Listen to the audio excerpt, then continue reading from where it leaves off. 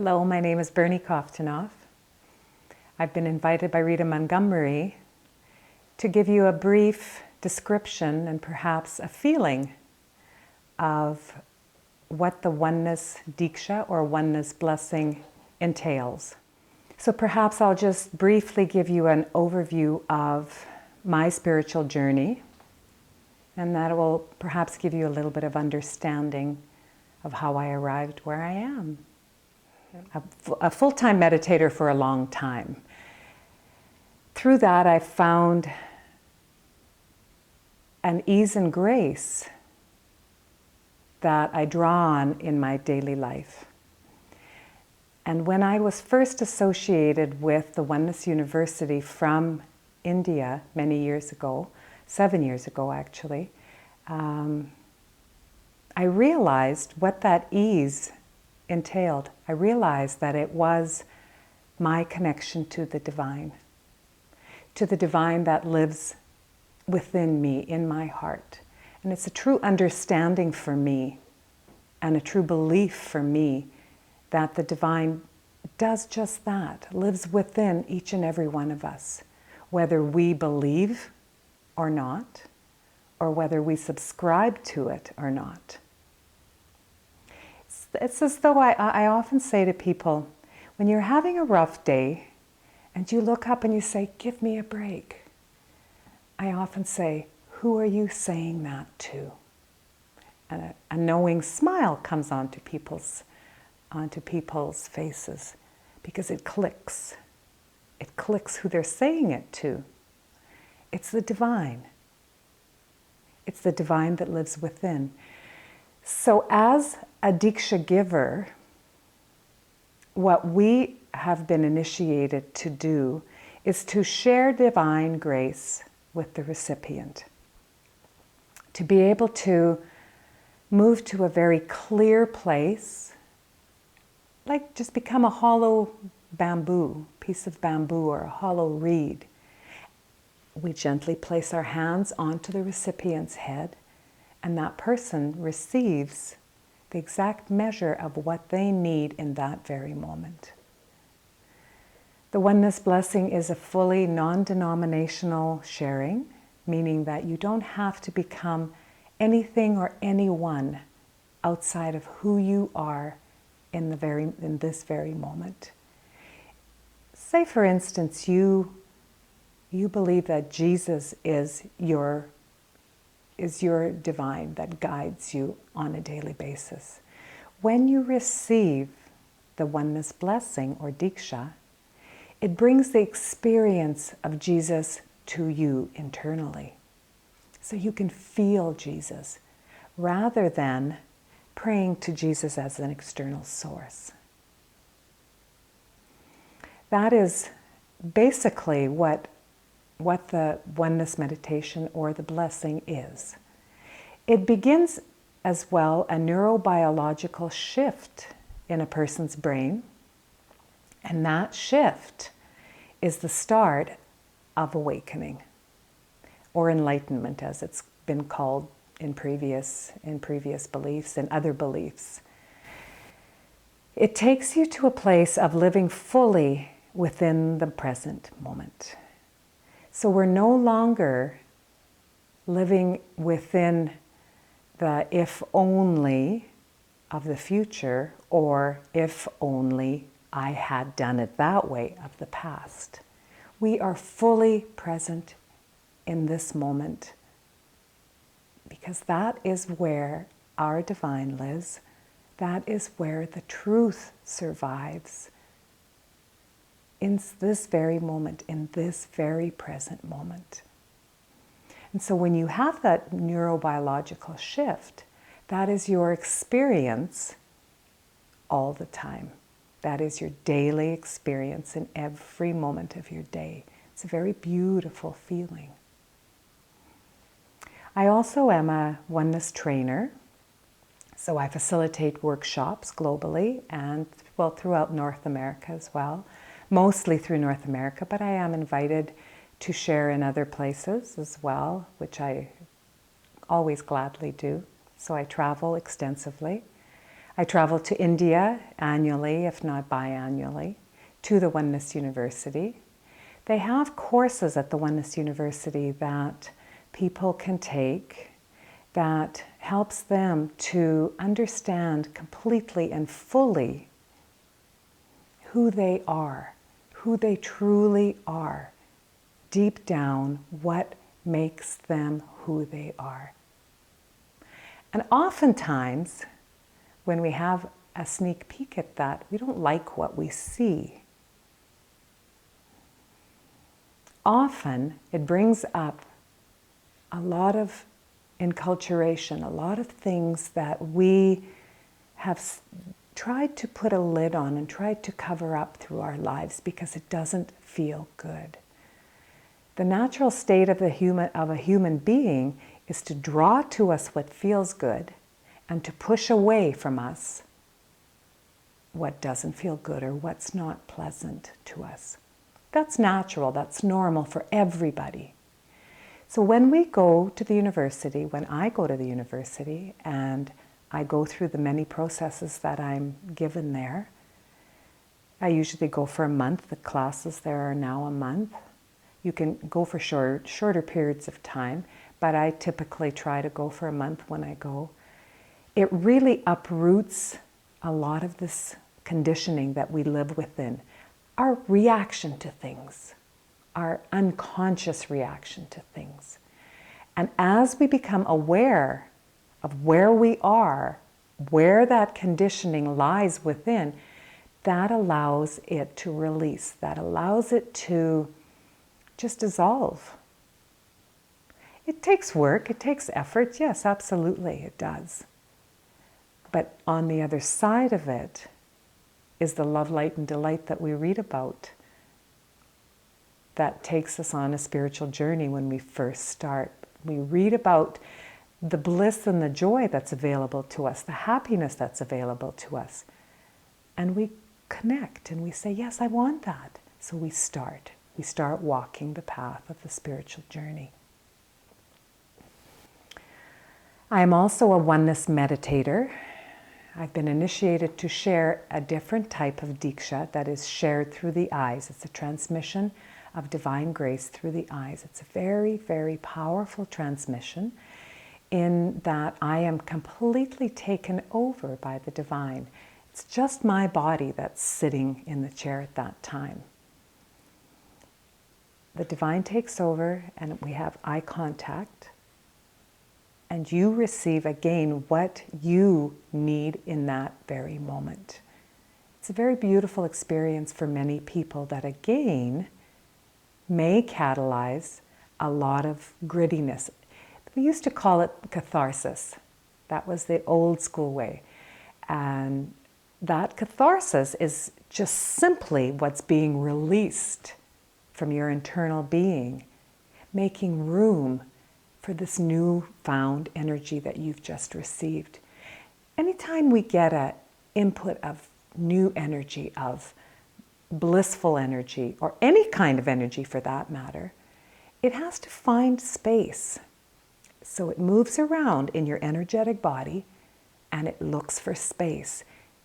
As most of us are full to overflowing already, what happens is what doesn't serve us, what does no longer serve us begins to release. And thus the catharsis or the charges, which is how we call it at the Oneness University, the charges begin to release. But again, once they release, it moves us into a very beautiful state. It's like a pendulum on either side. One side is the grittiness, and then there's always the ebb and flow of it. On the other side is the expansion of the energy that you've received, and it's very beautiful. The other aspect that I've been initiated, the other process that I've been initiated to facilitate is called the 3-chamber process. And that is a process that people come to my home. You have to come to my home to receive, because they are physical chambers in my home that you go through specific processes within. And again, we had our very first inaugural one yesterday on Sunday, and many people are saying that they had very, very intimate connection with their personal divine, and it's moved them to a place of really understanding very clearly where they're going and why they're going there and how they're getting there. And it's not of their own volition. It's through the divine taking us by the hand very gently and lovingly, leading us in patience and guidance and compassion and love. We have moved in 2012 into the Golden Age. The Golden Age has been prophesized for many, many years through many different disciplines. The Mayan calendar shifted at that time.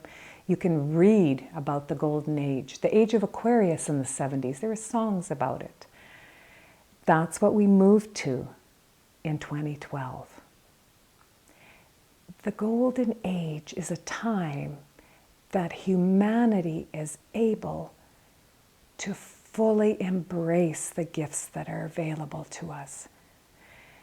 The scale of people on the planet that are conscious, aware, loving, and wanting to share that with each other is by far more than has ever been on the planet. And so that simply in itself tips the scales.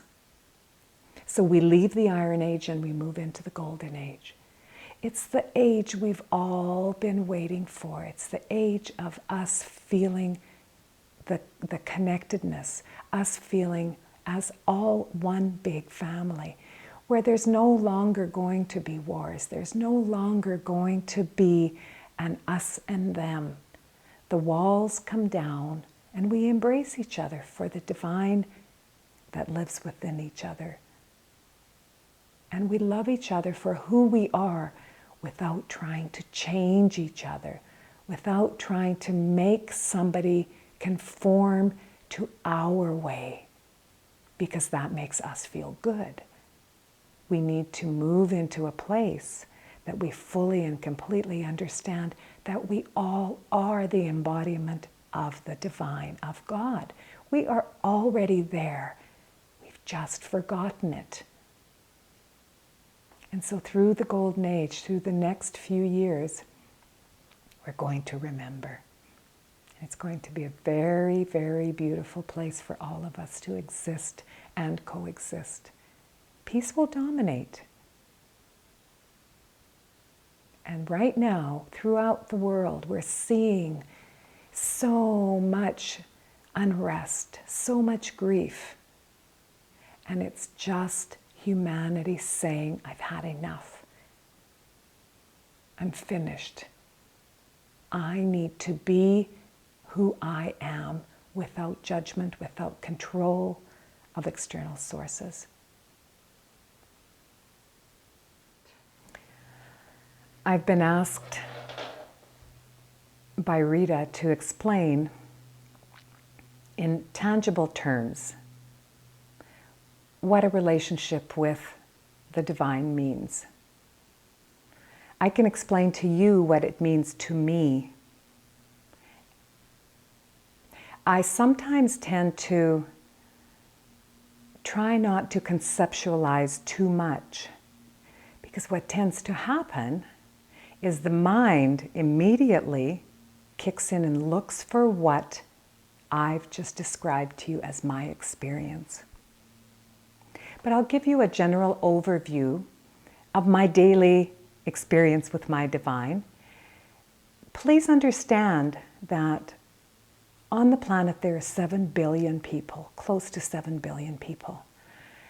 Thus, there are 7 billion different experiences that are going to happen for each and every person. It's going to be different. So what I'm experiencing as my divine may be similar to yours, and it may not. So please, just listen, but allow your experience to be yours when it presents itself to you. My experience with my personal divine, in Sanskrit known as an Antarayaman, is one that I've created in a very loving way.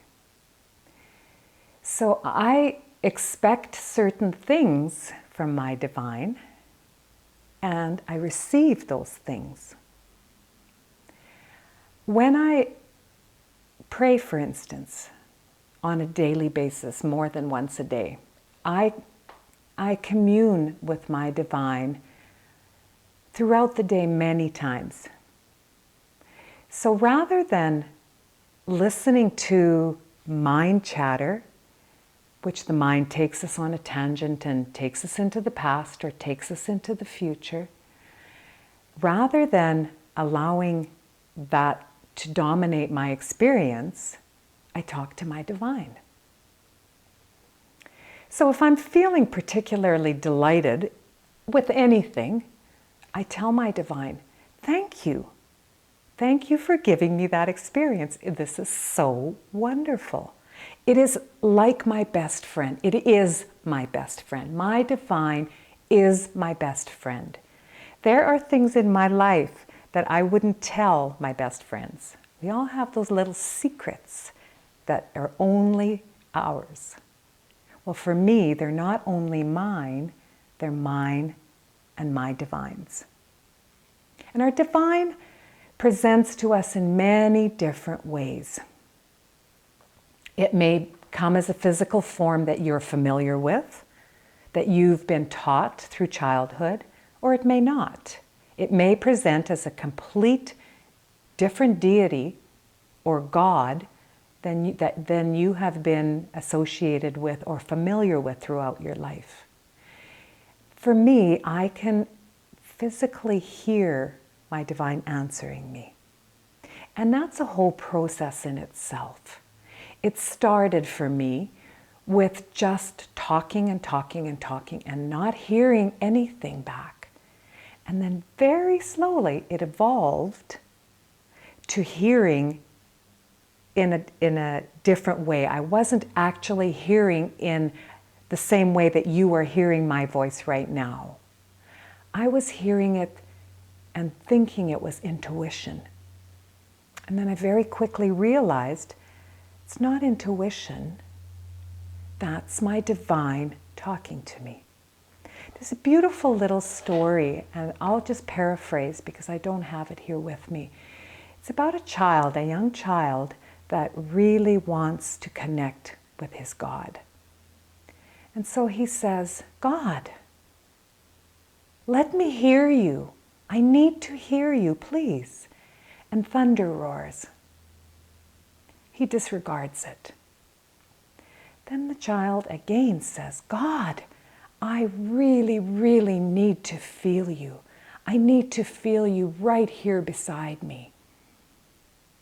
And as he turns, a butterfly lands on his arm, and he just gently brushes it away, not realizing that that too is God talking to him, answering him.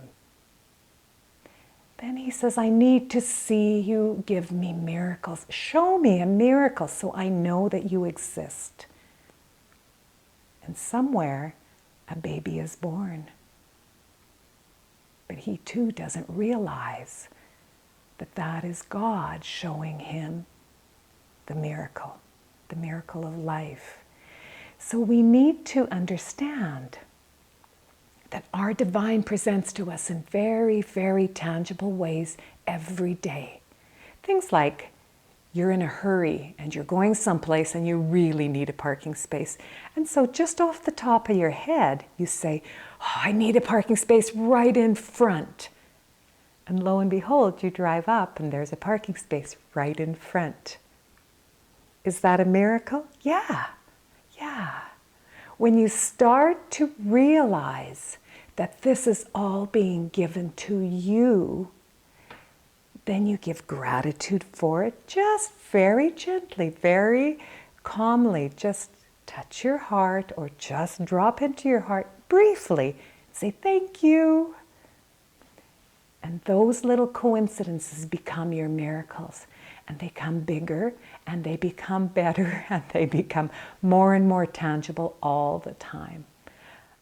So my gratitude is phrased in such a way that I'm letting the divine know how I want our relationship to be, how I would love him or her to interact with me. So the way you interact with them is the way they'll interact with you. So if it's once a week on a Sunday that you drop into your heart and you feel your divine and you talk, that's what you're going to get back. If it's on a daily basis, several times or more throughout the day, that you drop in and you give thanks and you give praise, that's what you're going to get back. It's tangible. It's a two-way street, a relationship that works both ways. I would like to just briefly touch on what happens in a spiritual journey when life happens, when simple life is lived and it happens. Everything that we experience on a daily basis, in my belief, is a gift to us. All of it.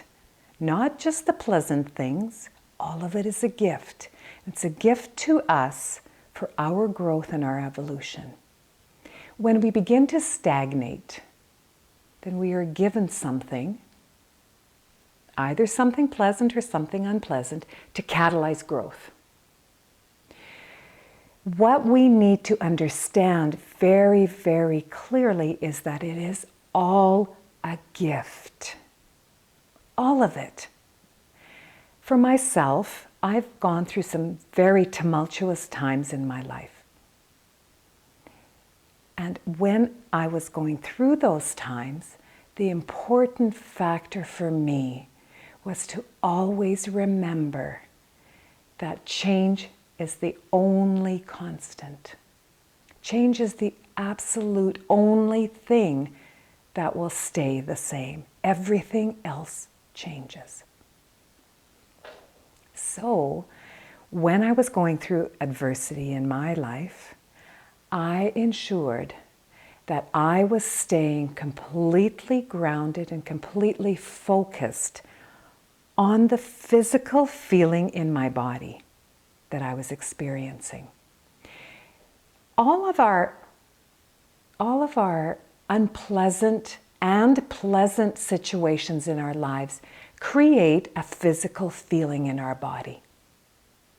So if you're experiencing something that is really causing you a lot of distress, if you just take a moment, just close your eyes, just take a deep breath and bring focus to your physical body and feel where you're feeling it.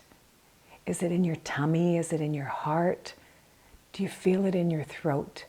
That's where the energy is stuck.